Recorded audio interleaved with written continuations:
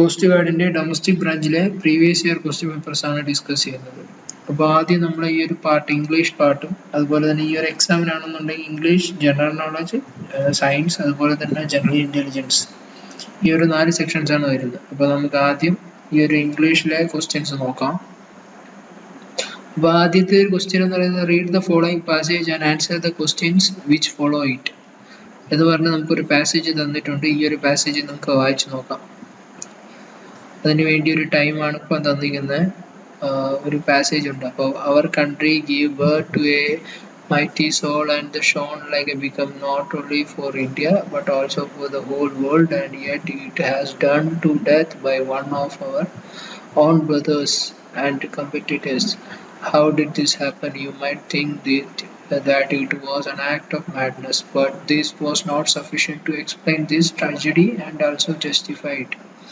It could only occur because the seed for it was sown in the mud of the communal hatred and watered with the poison of hatred and enmity that spread through the country and affected so many Indians. In fact, the majority of Indians in the nation, out of the seed grows this poisonous plant. It is duty of all of us to fight this poison of hatred, and it will.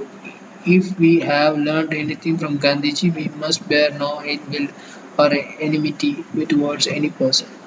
അപ്പോൾ ഈ ഒരു passage എന്ന് പറയുന്നത് Indian സിറ്റിസൺസിന് ഏത് രീതിയിലായിരിക്കണം എന്നുള്ള കാര്യങ്ങളാണ്. ഒരു ആരെടുത്താണെന്നുണ്ടെങ്കിലും ഒരു എനിമി മെന്റാലിറ്റി കാണിക്കരുത് എന്ന് പറഞ്ഞിട്ടുള്ള ഒരു പാസേജാണ്. അതാണ് ഈ ഒരു പാസേജിന്റെ സമ്മറി എന്ന് പറയുന്നത്.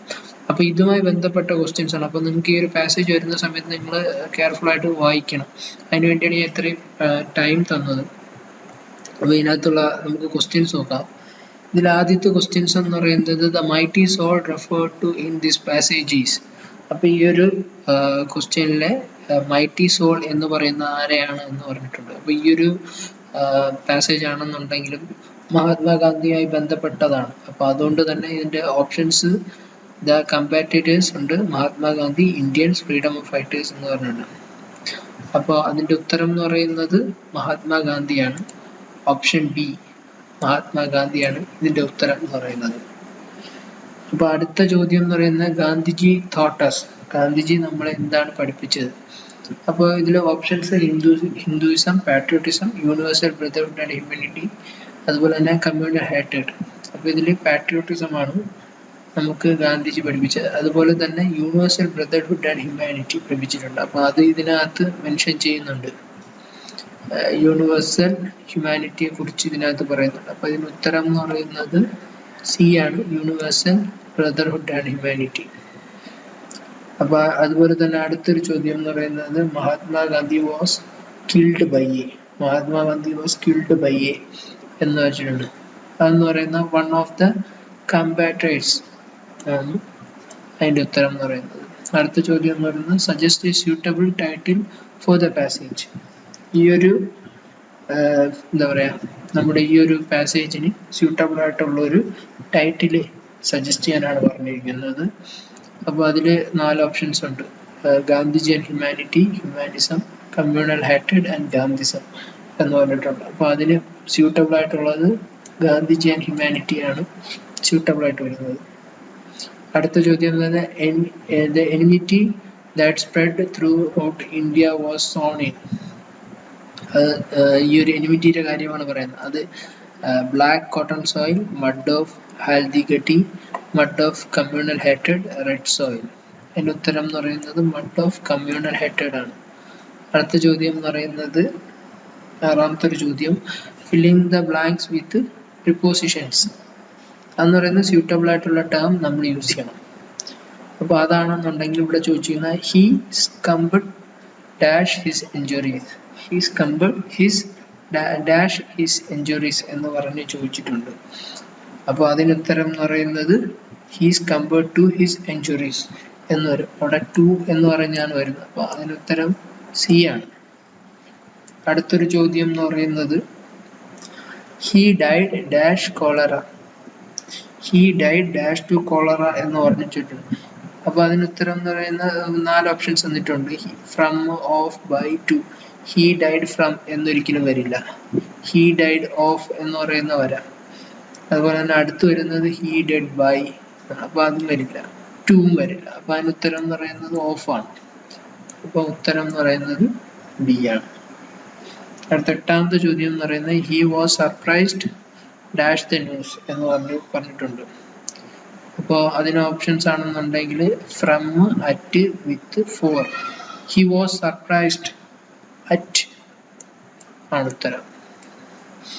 അടുത്ത് പറയുന്നതെന്ന് പറഞ്ഞാൽ 9ാമത്തെ ചോദ്യം he was charged dash stealing a camera.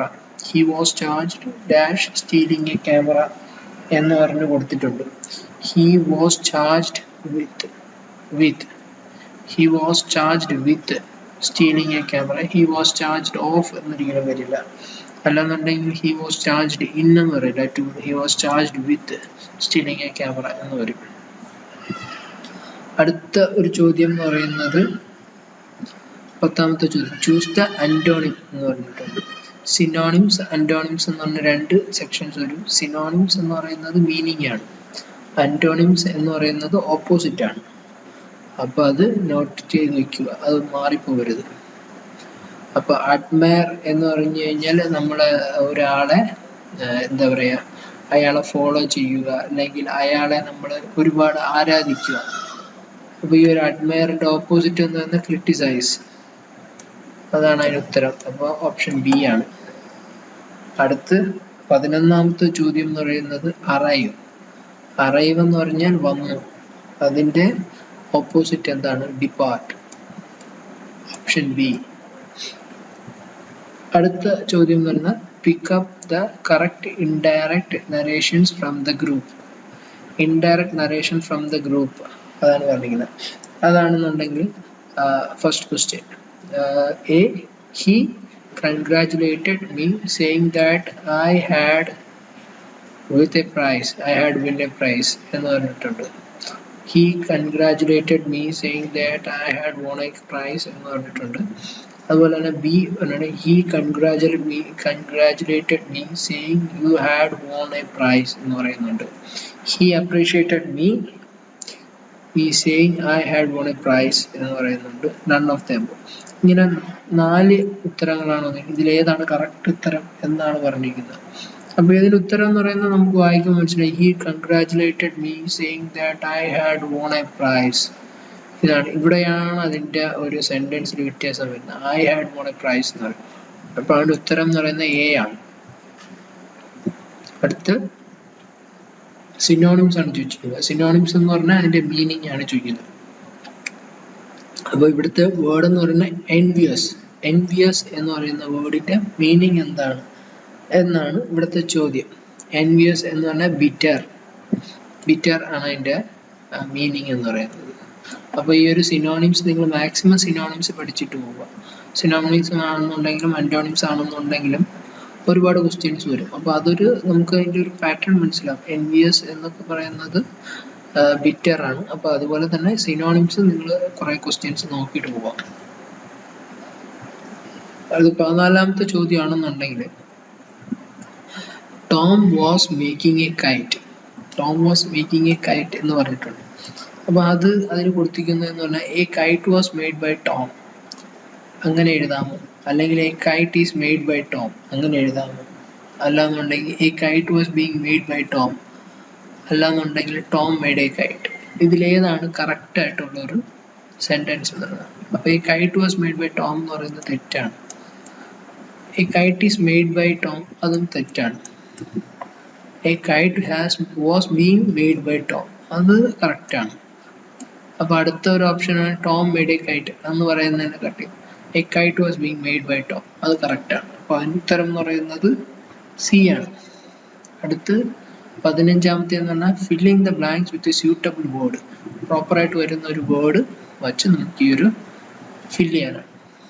I dash doing this work since Monday. I dash doing this work since Monday. Options was, have been, had been, will have been എന്ന് പറഞ്ഞ് കൊടുത്തിട്ടുണ്ട്. I have been doing this work since Monday എന്നാണ് ഉത്തരം. അടുത്ത 16ാമത്തെ ചോദ്യം എന്ന് പറയുന്നത് dash comes will get this. Dash comes will get this എന്നാണ് ഓപ്ഷൻസ്. അതിന് options who, whoso ever, whomever, whomsoever എന്ന് പറഞ്ഞു കൊടുത്തിട്ടുണ്ട്. അപ്പൊ അതിന് ഉത്തരം എന്ന് പറയുന്നത് whosoever എന്നാണ്. whosoever comes will get this, അതാണ് അതിന് ഉത്തരം.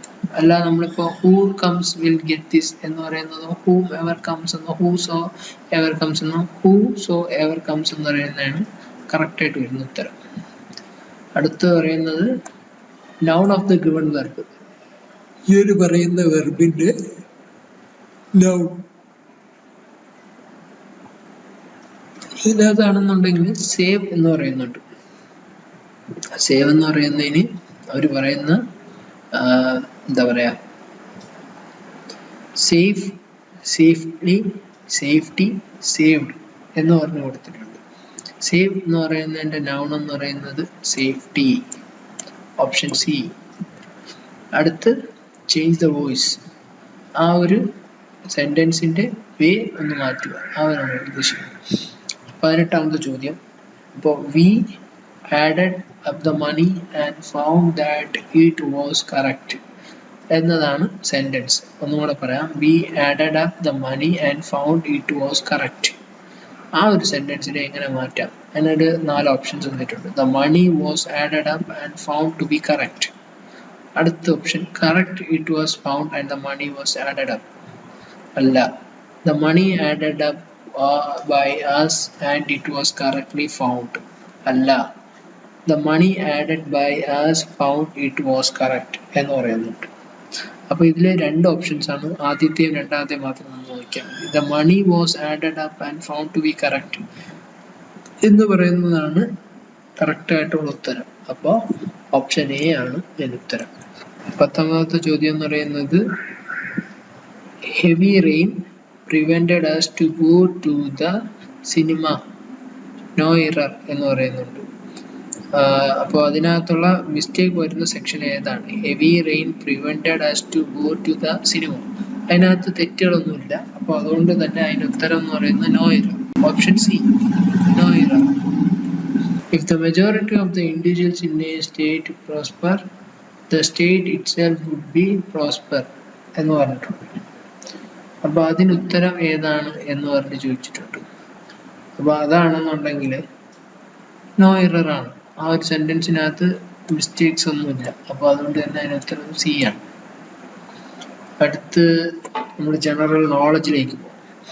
ജനറൽ നോളജിലെ ആദ്യത്തെ ക്വസ്റ്റ്യൻസ് എന്ന് പറയുന്നത്, ഇതിനകത്ത് ഉത്തരങ്ങൾ ഇത് ചെയ്തിട്ടുണ്ട്, ചെറിയ മിസ്റ്റേക്സ് 2-3 എണ്ണത്തിലുണ്ട്. അപ്പോൾ where is the headquarters of election commission located? Election കമ്മീഷന്റെ ഹെഡ് ക്വാർട്ടേഴ്സ് എവിടെയാണ് ലൊക്കേറ്റ് ചെയ്യുന്നത്? ന്യൂഡൽഹിയാണ് ഉത്തരം. അത് കറക്റ്റ് ആണ്, ന്യൂഡൽഹിയാണ് എൻ്റെ ഉത്തരം.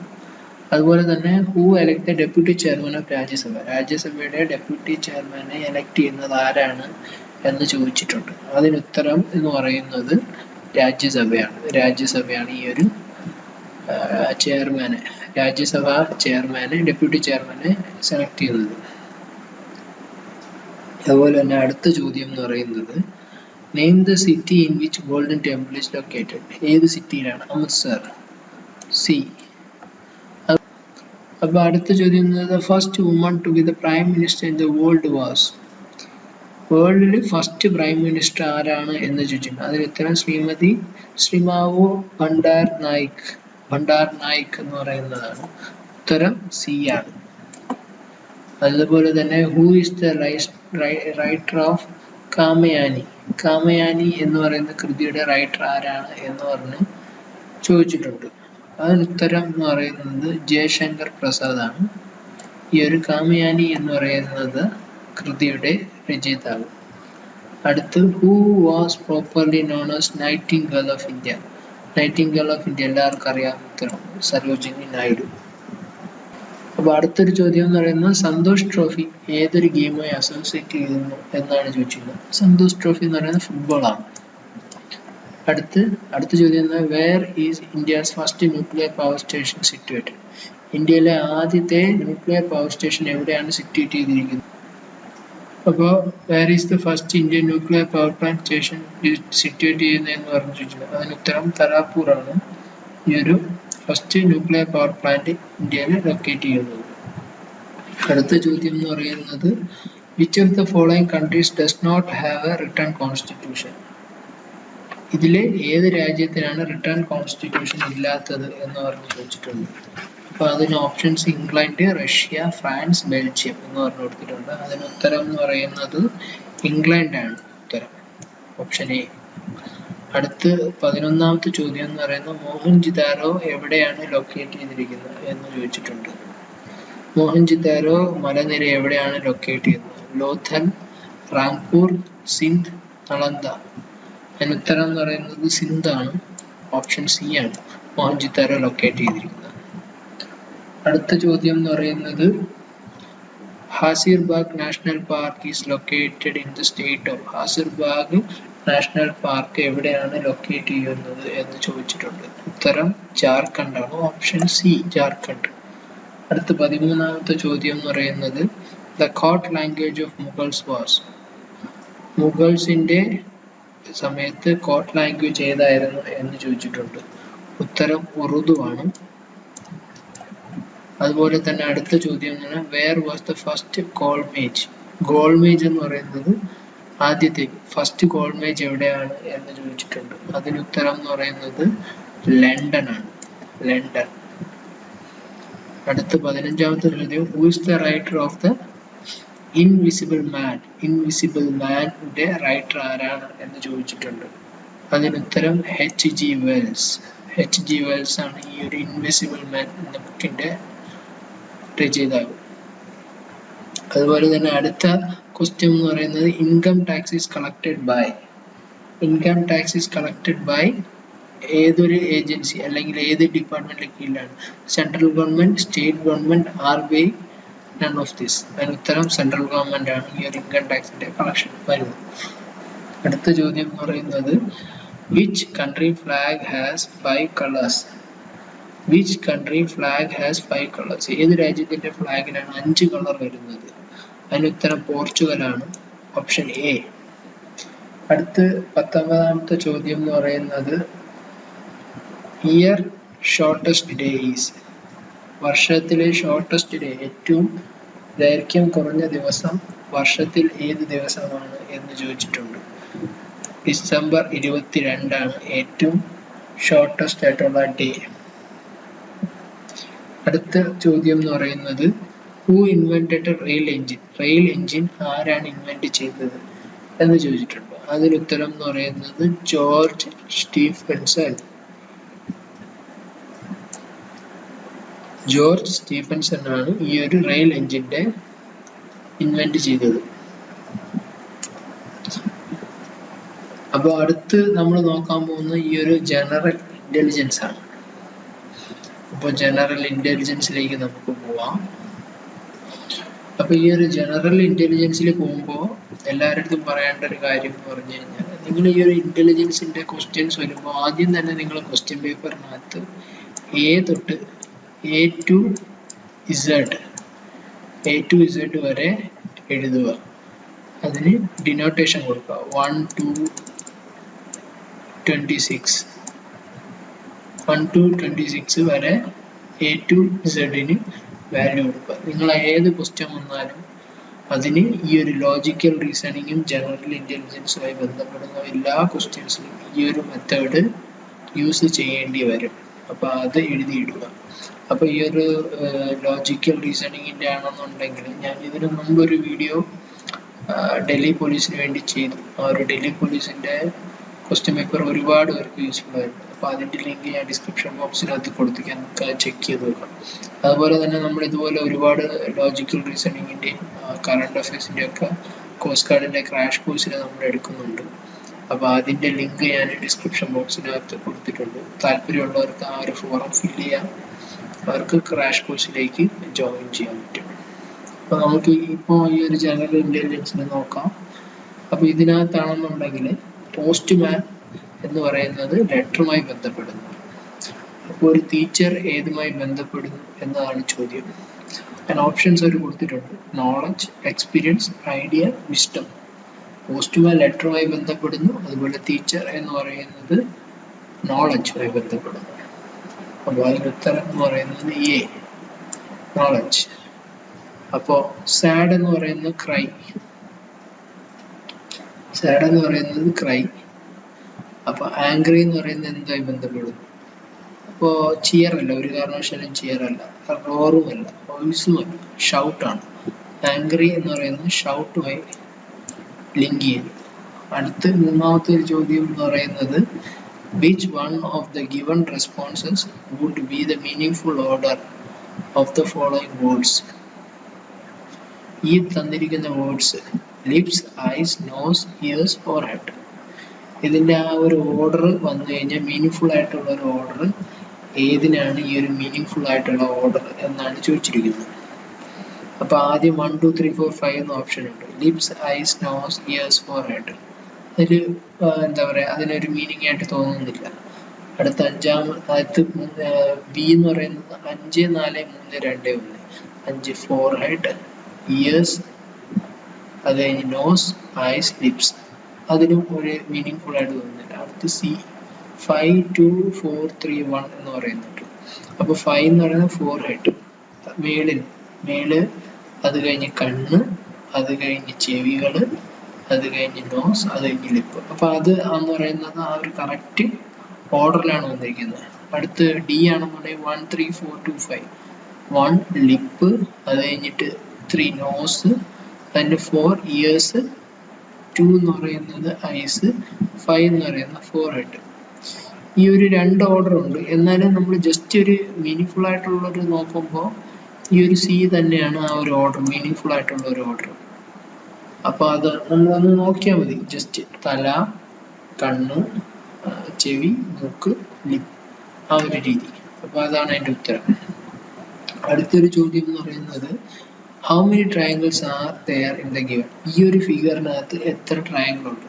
അപ്പോൾ ഇങ്ങനത്തെ ക്വസ്റ്റ്യൻസ് വളരെ ഇമ്പോർട്ടൻ്റ് ആണ്. നമ്മൾ ആ ഒരു ഡൽഹി പോലീസിൻ്റെ ലോജിക്കൽ റീസണിങ്ങിനകത്ത് ഇതുപോലത്തെ ചോദ്യം ഒരുപാട് ഉണ്ടായിരുന്നു. അപ്പോൾ ആ ക്വസ്റ്റ്യൻസ് നിങ്ങൾ നോക്കുക, നിങ്ങൾക്കത് യൂസ്ഫുൾ ആയിരിക്കും വളരെ. അപ്പോൾ ഈ ഒരു ക്വസ്റ്റ്യനകത്ത് എത്ര ട്രയാങ്കിൾ ഉണ്ട് എന്നാണ് ചോദിച്ചിരിക്കുന്നത്. അപ്പോൾ നമുക്കൊന്ന് നോക്കാം എത്ര ട്രയാങ്കിൾ ഉണ്ടെന്ന്. ഫസ്റ്റ് ട്രയാങ്കിൾ എന്ന് പറയുന്നത് ഈ ഒരു വലിയ ട്രയാങ്കിൾ 1. അത് കഴിഞ്ഞിട്ട് രണ്ടാമത്തെ ട്രയാങ്കിൾ എന്ന് പറയുന്നത് 2, അതുപോലെ 3 4 5 6 7 8 9 10 11 12 13, അതുപോലെ 14 15 16 17 ചെറിയ ട്രയാങ്കിൾ ആണ് അടുത്തുള്ളത്, അത് നോക്കുക. 18 19, പിന്നെ ഈ ഒരു സൈഡ് മൊത്തത്തിൽ, അങ്ങനെ മൊത്തം 19 ട്രയാങ്കിൾ നമുക്ക് ഇതിനകത്തുണ്ട്. അപ്പോൾ നിങ്ങൾ ഇങ്ങനത്തെ ക്വസ്റ്റ്യൻസ് വരുമ്പോൾ നിങ്ങൾ നേരെ കറക്റ്റായിട്ട് നോക്കണം.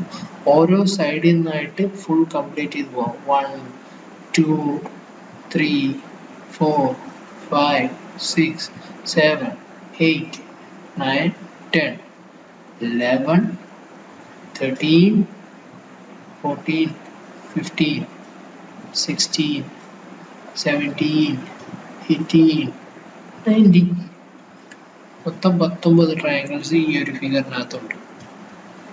അടുത്ത അഞ്ചാമത്തെ ചോദ്യം എന്ന് പറയുന്നത് which of the following diagram best depicts the relation between reptiles, dinosaurs, turtles?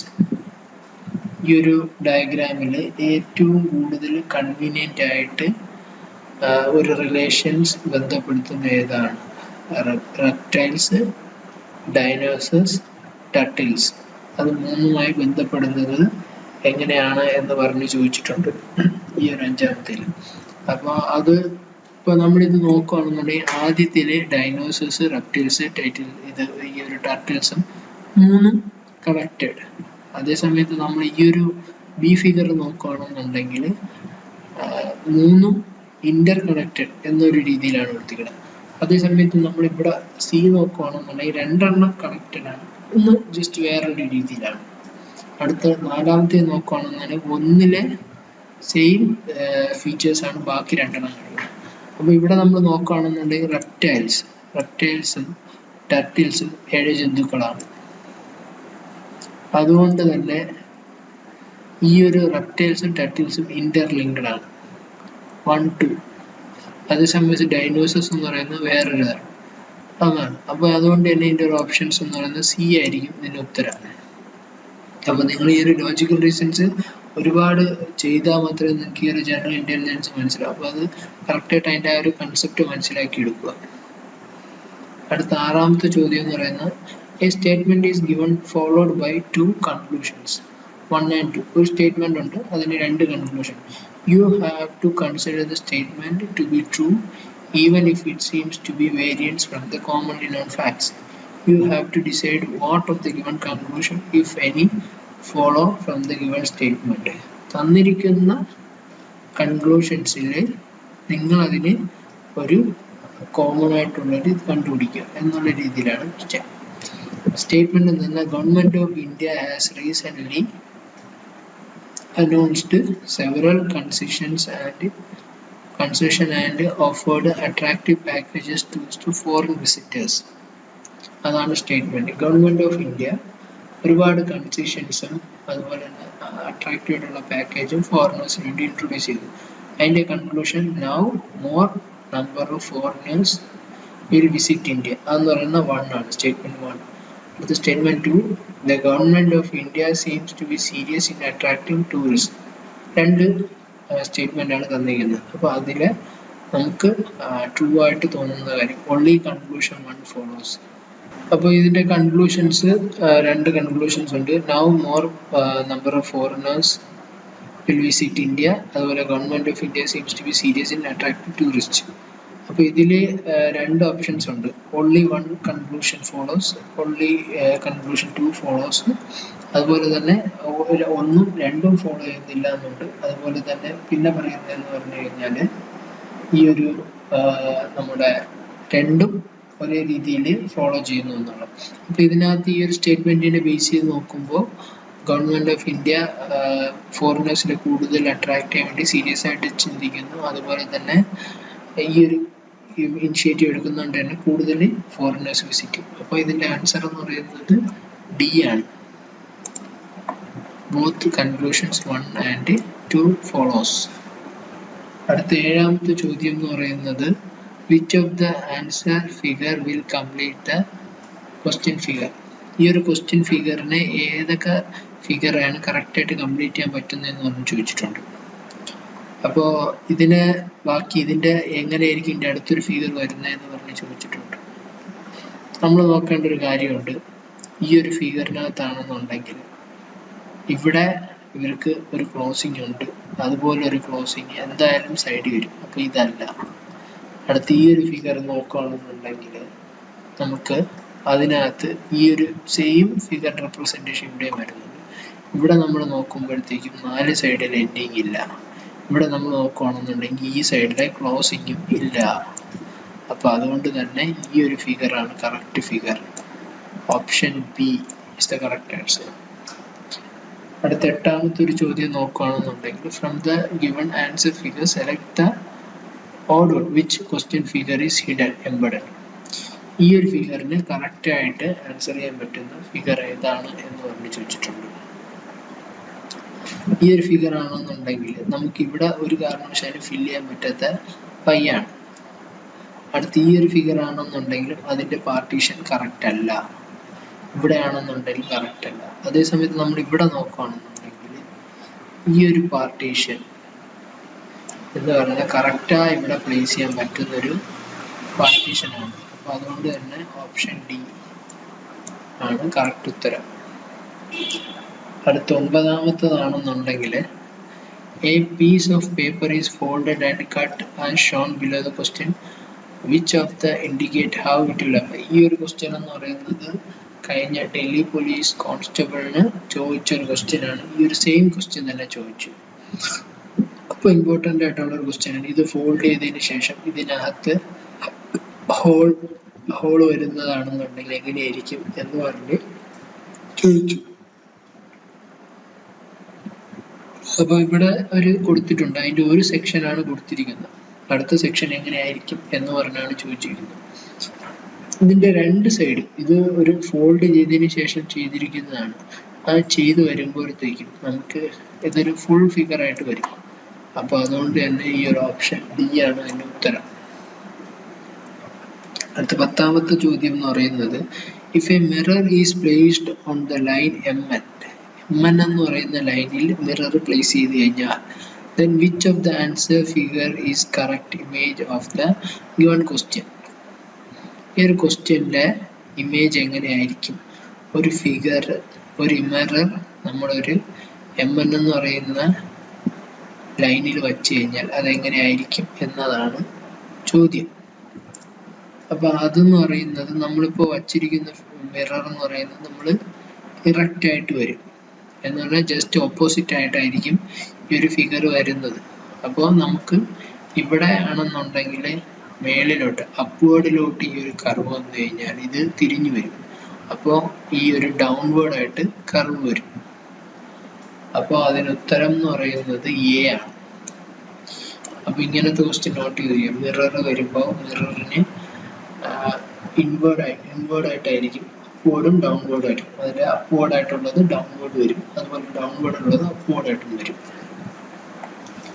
അടുത്ത 11ാമത്തെ ചോദ്യം എന്ന് പറയുന്നത്, in a certain code language Elvis has left the building is represented as elvi kas bon and Jenny entered the Elvis building is represented as Jenny Enid so Ellen Bunn and White Horse is represented as Soiva has.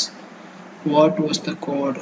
അപ്പോൾ ഈ ഒരു code എങ്ങനെ ചെയ്യണം എന്നുള്ളത് നിങ്ങൾ എന്ത് ചെയ്യണം എന്ന് വെച്ച് കഴിഞ്ഞാൽ ഈ ഒരു കൊടുത്തിരിക്കുന്ന എത്ര വേർഡ്സ് ആണെന്ന് നോക്കണം. ഇതിലിപ്പോൾ Elvis has left the building എന്നൊരു 3, 4, 5 എണ്ണം വരുന്നുണ്ട്. 3, 4, 5. അപ്പോൾ ഇവിടെ 5 വേർഡ്സ് ഉണ്ട്. ആ 5 വേർഡ്സ് തന്നെയാണ് അവിടെ യൂസ് ചെയ്തിരിക്കുന്നത്. അതുപോലെ തന്നെ ഇവിടെ ആണെന്നുണ്ടെങ്കിലും 5 വേർഡ്സ് ഉണ്ട്, അതാണെന്നുണ്ടെങ്കിലും 5 വേർഡ്സ് തന്നെ യൂസ് ചെയ്യുന്നു. അപ്പോൾ ഓരോ വേർഡ് എന്തിനാണ് റെപ്രസെന്റ് ചെയ്യണമെന്ന് നോക്കുക, ആ ഒരു രീതി ചെയ്യുക. അങ്ങനെയാണ് ഈ ഒരു ചോദ്യം എന്ന് പറയുന്നത്. അപ്പൊ ഇത് ഒരുപാട് ബ്രീഫായിട്ട് എക്സ്പ്ലെയിൻ ചെയ്യാനുള്ള ഒരു ചോദ്യമാണ്. അപ്പൊ ഇതിനകത്ത് ഓരോ വേർഡിനെ ഓരോ ലെറ്റർ ഓരോ വേർഡിനെ നൊട്ടേറ്റ് ചെയ്യണം. അതാണ് ഞാൻ നിങ്ങളുടെ അടുത്ത് പറഞ്ഞ A to Z വരെയുള്ളത് നിങ്ങളൊരു പേപ്പറിൽ ക്വസ്റ്റ്യൻ കിട്ടുമ്പോൾ തന്നെ എഴുതുക. അതുപോലെ തന്നെ 1 to 26 ഈ ഒരു A to Z എഴുതുന്നതിൻ്റെ മേളിൽ എഴുതുക. അപ്പോൾ നമുക്ക് ഓർഡർ എടുക്കാൻ വളരെ സിമ്പിൾ ആയിരിക്കും. അപ്പോൾ ഇത് ചെയ്തു വരുമ്പോൾ നമുക്ക് ആൻസർ നിന്ന് SOI എന്ന് വരും. 13ാമത്തെ ഒരു ചോദ്യം എന്ന് പറയുന്നത്, in a row of boys if A who is 10th from the left and B who is 9th from right. അപ്പോൾ a row A is 10th from left, ലെഫ്റ്റിൽ നിന്നും 10th, ലെഫ്റ്റിൽ നിന്നും 10th. അതുപോലെ തന്നെ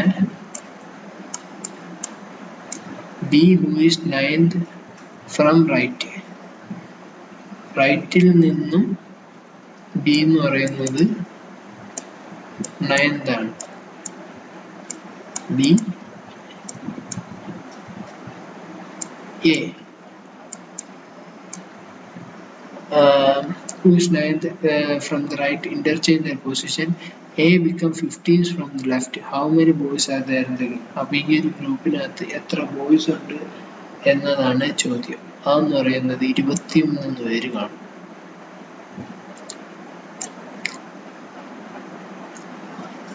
അടുത്ത ചോദ്യം എന്ന് പറയുന്നത്, a man leaves for his house, he wax towards east.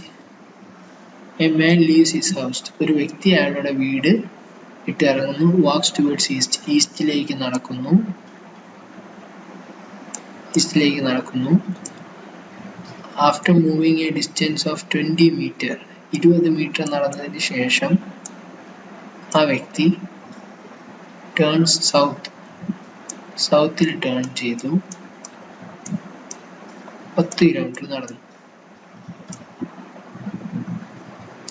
Then he walks 35 towards west, വെസ്റ്റിലേക്ക് 35 kilometre നടന്നു. Okay, and further towards 5 kilometer towards north. 5 kilometer നോർത്തിലോട്ട് നടന്നു. 5 kilometers. He then turns towards east. ഈസ്റ്റിലേക്ക് തിരിഞ്ഞു. And walks 15 kilometers. വീണ്ടും 15 kilometers നടന്നു. What is the straight distance? അപ്പോൾ ഈ ഒരു distance മൊത്തം എത്രയാണ് എന്ന് നിങ്ങൾ നോക്കണം. ഈ ഒരു ഡിസ്റ്റൻസ് എന്ന് പറയുന്നത് നമ്മൾ കാൽക്കുലേറ്റ് ചെയ്യുക. ഈ ഒരു ഡിസ്റ്റൻസ് അപ്പോൾ ഇവിടെ നിന്നാണെന്നുണ്ടെങ്കിൽ കറക്റ്റ് ഈ ഒരു ഡിസ്റ്റൻസ് 20 ഈസ്റ്റിലോട്ട് ആദ്യവും പോയി, അതുപോലെ തന്നെ ലാസ്റ്റ് ഒരു 15 ഈസ്റ്റിലോട്ട് പോയി. ബാക്കി ഡിസ്റ്റൻസ് എന്ന് പറയുന്നത് കറങ്ങി വേസ്റ്റ് ആയതാണ്. അപ്പോൾ യഥാർത്ഥത്തിൽ അവിടെ വന്ന ഡിസ്റ്റൻസ് എന്ന് പറയുന്നത് 20 മൈനസ് 15 5 അവിടെ ആവശ്യം വന്ന ഡിസ്റ്റൻസ് എന്ന് പറയുന്നത്. ബാക്കി ഡിസ്റ്റൻസ് എന്ന് പറഞ്ഞാൽ കറങ്ങി വന്നതാണ്. ഈസ്റ്റ് ടു ഈസ്റ്റ് വരുന്ന സമയത്ത് 20 15 വന്നത്. അതുകൊണ്ട് തന്നെ അതിൻ്റെ ഡിഫറൻസ് 5 എന്ന് വരും. ഓപ്ഷൻ ബി ആണ് അതിൻ്റെ ഉത്തരം എന്ന് പറയുന്നത്. അടുത്ത 15ാമത്തെ ചോദ്യം എന്ന് പറയുന്നത് ഈ ഒരു ഫിഗറാണ്. ഈ ഫിഗറിൽ കറക്റ്റായിട്ട് ഏത് ഫിഗർ വരും എന്നതാണ് ചോദ്യം. അപ്പോൾ ആദ്യം ഒരു വരയായിരുന്നു. ഈ ക്വസ്റ്റ്യൻസ് വളരെ ഇമ്പോർട്ടൻ്റ് ആണ്. ഇത് ഡൽഹി പോലീസിന് ചോദിച്ചതാണ്. CPO exam, Delhi police CPO ക്വസ്റ്റ്യനിലും വളരെ ഇമ്പോർട്ടൻ്റ് ആണ്. ഡൽഹി പോലീസിൻ്റെ CPO-ലും അതുപോലെ തന്നെ നമ്മുടെ സെൻട്രൽ ആംഡ് പോലീസ് ഫോഴ്സസിൻ്റെ CPO-ലും അതുപോലെ തന്നെ ഡൽഹി പോലീസ് കോൺസ്റ്റബിളിലും ചോദിച്ച ചോദ്യം. ആദ്യം ഒരു വര, അത് 2 പിന്നെ അത് ഒരു വരയായി, അത് ഇവിടെയായി. അതുപോലെ തന്നെ അടുത്ത് വരുന്ന സമയത്ത് എങ്ങനെയായിരിക്കും എന്ന് പറയുന്നുണ്ട്. ഓക്കെ, ഇങ്ങനെ ഒരെണ്ണം, അത് കഴിഞ്ഞതിന് ശേഷം ഇങ്ങനെ, അതിനുശേഷം മേളിലൊരു ക്രോസിങ് കൊടുക്കുന്നുണ്ട്. അതുപോലെ തന്നെ മേളിൽ കൊടുക്കാതെ സൈഡിൽ കൊടുക്കുന്നുണ്ട്. അപ്പോൾ ഇതിനെ നമ്മൾ ഈ ഒരു ഓർഡർ നോക്കി പോവാണെന്നുണ്ടെങ്കിൽ അടുത്തത് ഇവിടെ ഒരു വര, അത് കഴിഞ്ഞ് അടുത്ത് ഇങ്ങനെ ഒരു വര, അങ്ങനെയാണ് വരാനുള്ളത്. അപ്പോൾ അടുത്ത ഫസ്റ്റ് സ്റ്റേജ് എന്ന് പറയുന്നത് ഇങ്ങനെ വരും. അപ്പോൾ ഓപ്ഷൻ സി ആണ് അതിന് ഉത്തരം. നിങ്ങൾക്ക് മനസ്സിലായെന്ന് കരുതുന്നു. ഫസ്റ്റ് ഇങ്ങനെ, സെക്കൻഡ് ഇങ്ങനെ, അടുത്ത് ഇങ്ങനെ വരച്ചിട്ട് ഇങ്ങനെ, അടുത്ത് ഇങ്ങനെ വരച്ചിട്ട് ഇങ്ങനെ, അത് കഴിഞ്ഞ് അതിൻ്റെ കണ്ടിന്യൂഷൻ എന്ന് പറയുന്നത് ഇങ്ങനെയാണ്. അടുത്തതാണെന്നുണ്ടെങ്കിൽ ഇങ്ങനെ, അത് കഴിഞ്ഞിട്ട് ഇങ്ങനെ. അപ്പോൾ 1 2 3 4 എന്ന് പോകും. അപ്പോൾ അടുത്ത് ഇവിടെ വരുന്നതെന്ന് പറയുന്നത് സി ആണ്. അടുത്ത 16ാമത്തെ ചോദ്യം എന്ന് പറയുന്നത് ഈ ഒരു ഫിഗർ ഫസ്റ്റ് ക്ലോക്ക് വൈസ്, അത് കഴിഞ്ഞിട്ട് ആൻറ്റി ക്ലോക്ക് വൈസ്, അത് കഴിഞ്ഞിട്ട് ക്ലോക്ക് വൈസ്, അത് കഴിഞ്ഞിട്ട് ആൻറ്റി ക്ലോക്ക് വൈസ്. അപ്പോൾ ക്ലോക്ക് വൈസ് കഴിഞ്ഞ് ആൻറ്റി ക്ലോക്ക് വൈസ്, അത് കഴിഞ്ഞ് ക്ലോക്ക് വൈസ്, അത് കഴിഞ്ഞ് ആൻറ്റി ക്ലോക്ക് വൈസ്. അപ്പോൾ അടുത്ത് എന്തായിരിക്കും എന്നതാണ് ചോദ്യം. അപ്പോൾ അതാണെന്നുണ്ടെങ്കിൽ ആൻറ്റി ക്ലോക്ക് വൈസ് ആയിരിക്കും. ക്ലോക്ക് വൈസ് ആണ് പോയത്. അപ്പോൾ അടുത്ത് വരുന്നതെന്ന് പറഞ്ഞു കഴിഞ്ഞാൽ ക്ലോക്ക് വൈസ് ആയിരിക്കും. ഇവിടെ നമുക്ക് ഇതുവരെ വന്നത് clockwise, anticlockwise, വീണ്ടും ക്ലോക്ക് വൈസ്, പിന്നെ ആൻറ്റി ക്ലോക്ക് വൈസ്, അടുത്ത് വീണ്ടും ക്ലോക്ക് വൈസ്. അപ്പോൾ ഓപ്ഷൻ ഡി, ഓപ്ഷൻ ഡി ആണ് കറക്റ്റ് ആൻസർ. അടുത്ത 17ാമത്തെ ക്വസ്റ്റ്യൻ എന്ന് പറയുന്നത് ഒരു സ്റ്റാർ ഇവിടെ ആണെന്നുണ്ടെങ്കിൽ, സ്റ്റാർ ആണെന്നുണ്ടെങ്കിലും അതിൽ 1 2 3 4 ഇവിടെ ഉണ്ടായിരുന്നു. ഇവിടെ 3 4 5 ഉണ്ട്. അപ്പോൾ ഇവിടെ ആണെന്നുണ്ടെങ്കിൽ ഗ്യാപ്പ് ഉണ്ട്. 5 കഴിഞ്ഞ് കഴിഞ്ഞാൽ പിന്നെ 3 4 5 6 3 3 6 7 3 3 6 7 ഉണ്ട്. അപ്പോൾ ഇവിടെ 6 ആണ് വേണ്ടത്. 6 വരുന്നത് എങ്ങനെയാണ് എന്ന് നമുക്ക് നോക്കാം. 1 2 3 4 5 6 ഇവിടെ 6 ഉണ്ട്. ഇവിടെ 1 2 3 4 5 6 7 8 ഉണ്ട്. അപ്പോൾ ഈ ഒരു 6 വരുന്നതാണ്. ഇവിടെ നമ്മൾ നോക്കിയാൽ മതി. 1 2 3 4 ഇവിടെ 1 2 3 4 5 ഇവിടെ ഒന്നുമില്ല. ഇവിടെ 1 2 3 4 5 6 7 ഉണ്ട്. അപ്പോൾ 4 5 6 1 2 3 4 5 6. അപ്പോൾ ഡി ആണ് അതിന് ഉത്തരം. അടുത്ത 18ാമത്തെ ചോദ്യം എന്ന് പറയുന്നത് ഒരു സർക്കിള്, അടുത്ത സർക്കിൾ ഹാഫി ഫിൽഡ് ആണ്, അടുത്തെന്ന് പറയുന്നത് ഫുള്ളി ഫിൽഡ് ആണ്, അടുത്തൊരു സ്ക്വയർ ആണ്. അപ്പോൾ അടുത്ത സ്ക്വയർ ആണെന്നുണ്ടെങ്കിലും തൊട്ടടുത്ത് ഇവിടെ വരും, അതാണെന്നുണ്ടെങ്കിൽ ഹാഫ് ഫിൽഡ് ആയിരിക്കും. അപ്പോൾ അതിന് ഉത്തരം എന്ന് പറയുന്നത് എ ആണ്. ഈ ഒരു ഫിഗർ ആയിരിക്കും. അടുത്ത 19ാമത്തെ ചോദ്യം എന്ന് പറയുന്നത് ഫസ്റ്റ് താഴോട്ടൊരിത്, അത് കഴിഞ്ഞിട്ട് അത് ആംഗിൾ ചെയ്ത് ടിൽറ്റ് ചെയ്യുന്നു, അടുത്താണെന്നുണ്ടെങ്കിൽ അത് വീണ്ടും ടിൽറ്റ് ചെയ്യുന്നു, അടുത്തതിലാണെന്നുണ്ടെങ്കിൽ അതിന് വീണ്ടും ഒരെണ്ണം കൂടുന്നു. അപ്പോൾ അടുത്ത് ഒബ്വിയസ്ലി 3, 4, 5 ആയി മാറും. അപ്പോൾ ഈ ഒരു 5 ആയി മാറുകയാണെന്നുണ്ടെങ്കിൽ ഇതിൻ്റെ പൊസിഷൻ ഫസ്റ്റ് സ്ട്രൈറ്റ്, പിന്നെ ഒരു ആംഗിൾ ചെറുതായിട്ട് തിരിയുന്നു, പിന്നെ അത് വീണ്ടും ഒരു 90 ഡിഗ്രി വരുന്നു, പിന്നെ അത് വീണ്ടും ഒരു 60 ഡിഗ്രി വരുന്നു, പിന്നെ അടുത്ത് വീഴുമ്പോൾ വീണ്ടും ഒരു 180 ഡിഗ്രിയിലേക്ക് വരും. അപ്പോൾ അത് ബി ആണ്, ആംഗിളാണ് ഇവിടെ വരുന്നത്. ഇങ്ങനെയായിരുന്നു, പിന്നെ അത് ഇങ്ങനെയായി, പിന്നെ അത് ഇങ്ങനെയായി, പിന്നെ അത് ഇങ്ങനെയായി, പിന്നെ അടുത്തെന്ന് പറയുന്നത് ഇങ്ങനെ വരും, ഒരു 180 ഡിഗ്രി. അതാണ് ഇവിടെ കാണിച്ചത്.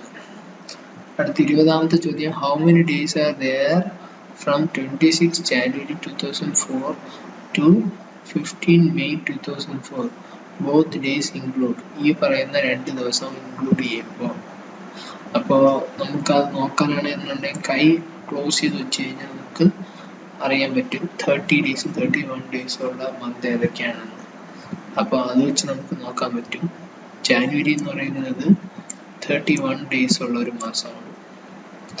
അതുപോലെ തന്നെ ഫെബ്രുവരി എന്ന് പറയുന്നത് 29, അടുത്ത് മെയ്, ഫെബ്രുവരി, മാർച്ച് 31,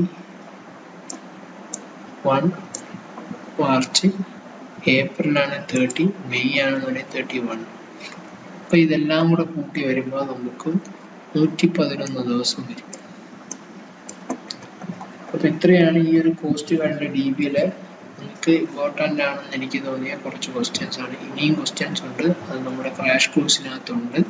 അപ്പോൾ മാത്സിൻ്റെ ആണെന്നുണ്ടെങ്കിലും മാത്സിൻ്റെ ബേസിക് ആയിട്ടുള്ള കാര്യങ്ങൾ മനസ്സിലാക്കണം. അതിന് മനസ്സിലാക്കാൻ വേണ്ടി അതിൻ്റെ ലിങ്ക് ഞാൻ ഡിസ്ക്രിപ്ഷനിൽ കൊടുത്തിട്ടുണ്ട്. നിങ്ങൾക്ക് ഈ ഒരു വീഡിയോ കണ്ടിട്ട് യൂസ്ഫുൾ ആണെന്നുണ്ടെങ്കിൽ നിങ്ങൾക്കിത് ഷെയർ ചെയ്ത് കൊടുക്കുക. അതുപോലെ തന്നെ കോഴ്സിലേക്ക് ജോയിൻ ചെയ്യാൻ താല്പര്യമുണ്ടെന്നുണ്ടെങ്കിൽ ഫോം വെച്ചിട്ടുണ്ട്, ഫോം ഫില്ല് ചെയ്യാം.